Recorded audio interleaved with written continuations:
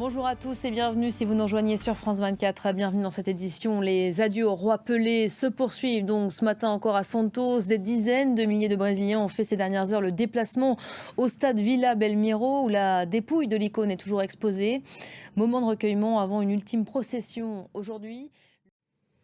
Voilà pour ces explications de Fanny Lothaire. Une image que l'on attend aussi, c'est celle de Lula, le nouveau président brésilien tout juste investi, qui va se rendre donc à Santos devant la dépouille de Pelé. Ce sera en début d'après-midi. Autre image qui nous parviennent de Samara en Russie. Un hommage est rendu ce matin, vous allez le voir. Et on va plus loin sur ce dossier tout de suite avec vous, Antoine Mariotti. Bonjour Antoine. Bonjour. Depuis le début de la guerre, c'est vrai qu'on assiste régulièrement à une bataille des chiffres. On voit le bilan admis et il est conséquent hein, pour des Russes, c'est comme ça qu'on va le dire. Oui.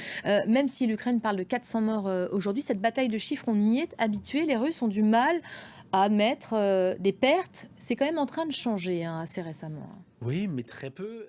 Et on va rester aux États-Unis. Merci beaucoup Antoine, puisqu'on s'intéresse à ce congrès qui entre en fonction dans quelques heures. Je vous le disais, prestation de serment prévue en fin d'après-midi avec cette rentrée pour ces nouveaux élus. On vous le disait, les démocrates conservent le Sénat, la Chambre des représentants passe à droite aux mains des républicains. Quels seront les nouveaux visages marquants? Explication tout de suite avec Thibaut Francheschette.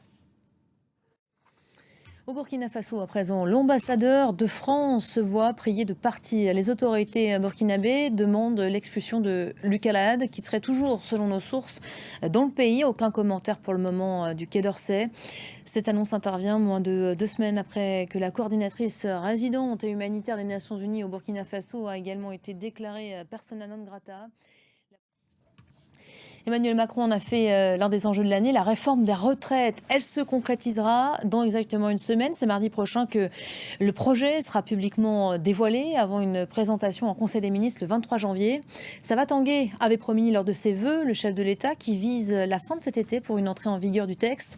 Et Elisabeth Borne ce matin a prévenu, l'âge de 65 ans n'est pas un totem. Écoutez.